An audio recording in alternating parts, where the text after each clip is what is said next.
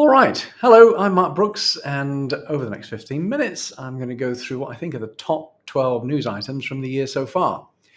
Let's start with an intro, and then I'll give you a quick overview of the two main key large public companies. We'll cover the top 12 news, and I'll introduce a final thought as well. So I run Cortland Brooks, which is a consultancy, and since 2005, we've worked with I think 112 clients that we've had since we started. We help internet dating businesses grow. I've got a team of 29 people that have worked in the industry before, and they love it so much they want to stay in, and they use Cortland Brooks as a way of keeping in touch with the industry and continuing to contribute. So as I said, I run Cortland Brooks. I also run the Internet Dating Excellence Association, which has been around since 2007. And actually 2005, I should say. IDEA was started in 2007. And also more recently, I started an online monthly conference called LTR, which is a couple of hours long. We have 3 presenters a month, which are all very welcome to join.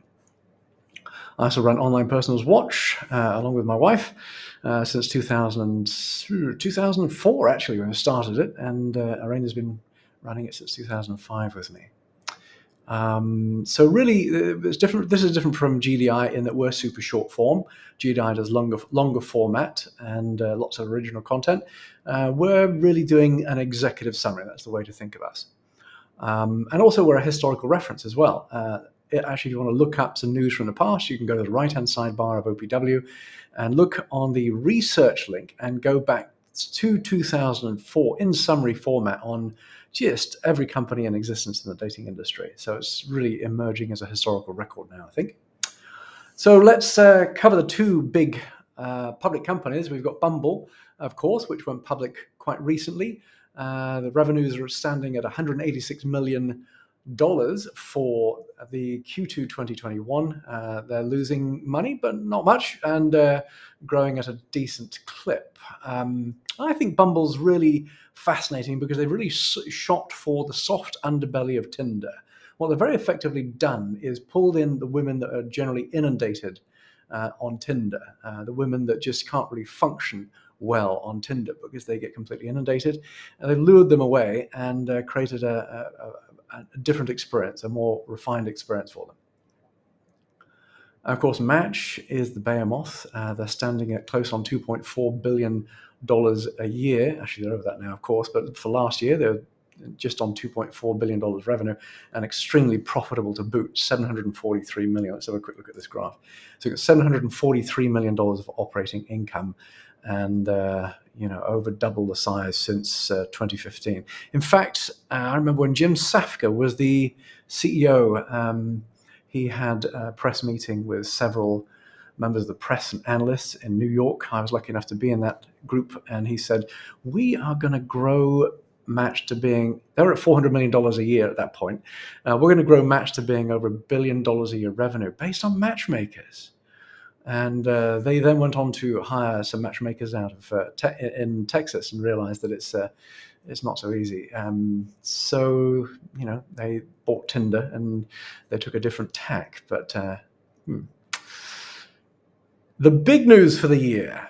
I'm going to start with the biggest news. And the biggest news for us, of course, is that Apple is now prohibited from blocking outside payment. And that's thanks to Epic. Epic chasing them down.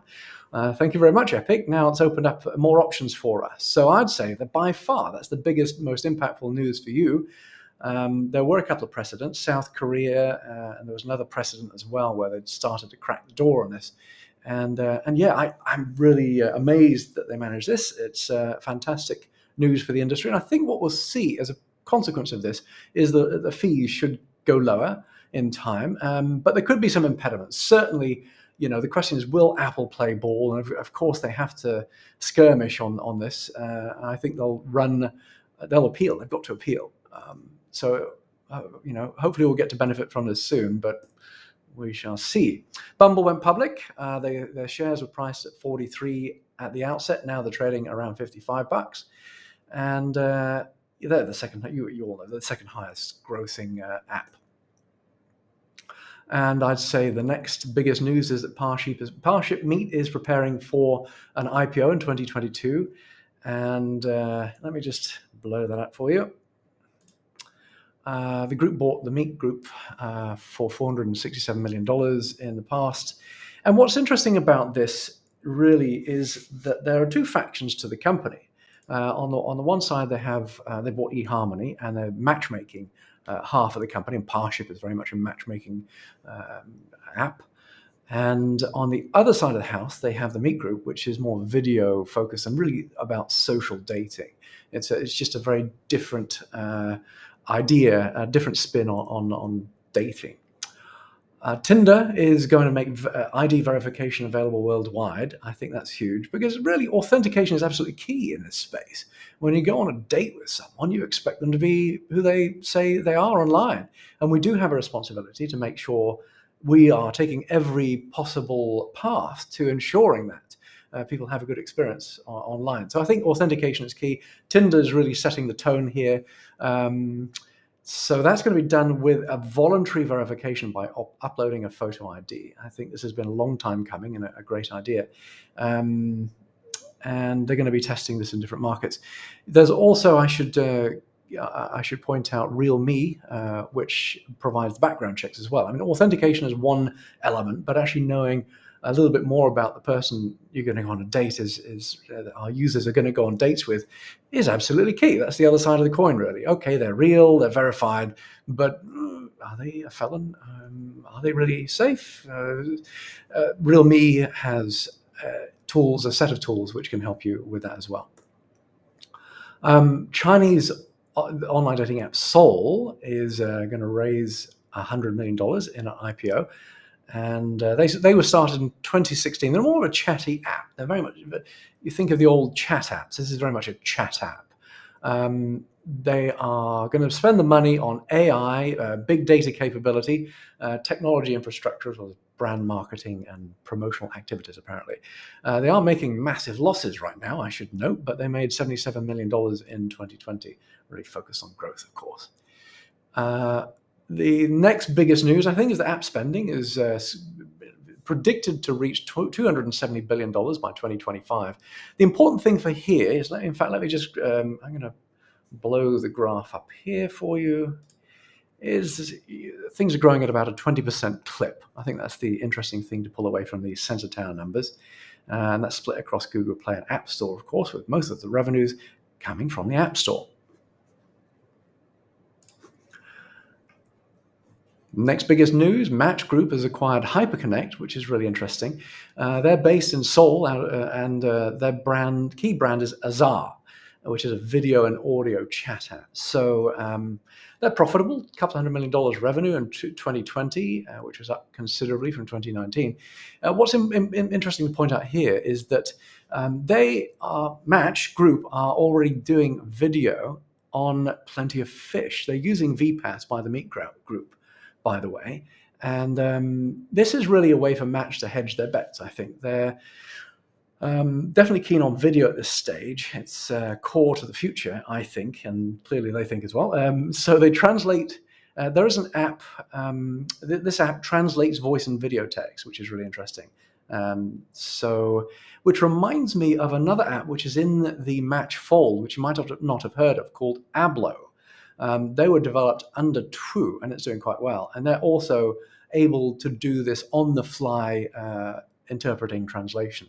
So I think it's a couple of companies to watch. Yep, and that transaction is closing. Well, it's closed now, but apparently. So the dating group also acquired Cupid Media for $51 million. I think this is a great fit for them. Cupid Media has 11 properties. They're really focused on kind of international, so they've got AsianDating.com, Muslimer, ThaiCupid.com. They're very internationally focused, as is Dating Group, because they also have Anastasia Date, of course, which is what I call premium international dating. They've got several million active users, that's Cupid Media, and this brings Dating Group's revenues up to $300 million. Who knows who will be the next to IPO, but with the Parship Meat Group setting a precedent soon, I wouldn't be surprised to see Dating Group going in a similar tack. And One to watch. Clover has $12 million extra capital. Another one to watch. It's a $12 million vote of confidence, of course. They've got 900,000 paying subscribers, and they essentially bring two people together and suggest hotspots. So they're going one step further than most of us by suggesting places where the people can meet, users can meet. Another raise, $3.5 million, was raised by Snack. What's interesting here is Snack is run by Kim Kaplan, who's formerly of Plenty of Fish, long-term Plenty of Fish executive team member. And they're also doing video-first dating, and they're inspired by TikTok. So another one to watch here. Next news, the final news, number 12, is the company Tinder is testing virtual currency. So the company says tests are performing well. And that's going to roll out in H2 2021. So I think that'll be impactful for us. Keep an eye on Tinder. So my final thought for you is from a podcast from Sam Harris. It's Sam Harris's podcast number 259. It's a podcast called Making Sense, and called The Reckoning to Come. And in this edition, Balaji Srinivasan, who's the former CTO of Coinbase, set an idea down, which I thought was very pertinent to us. The technology is upstream of culture and politics, was his statement in that podcast, which is really intriguing. It's like, okay, culture and politics. Culture influences politics. I think it's pertinent to us because ultimately we are a technology. Dating apps are a technology. We're layering in more layers of technology to build our service offerings, and looking for, AI, I think, is going to be very important for us in the future. And as we develop this technology, the people who are developing this technology and their sets of biases are going to be key to how we shape culture and behavior in the future. The incentives that drive us will drive how we design this technology and release it. And that's going to shape culture, and it's going to shape behavior. So I think of all the industries in the world, I think outside of the health industry, I think there are a few industries, I can't think of anything really that has more social responsibility than the dating industry. We bring people together. We're responsible for the future genetic of the human race, essentially. No small task. So with that said, I'm Mark Brooks with Cortland Brooks. Thank you so much for your time, and please contact me if you'd like to have a chat. Thank you.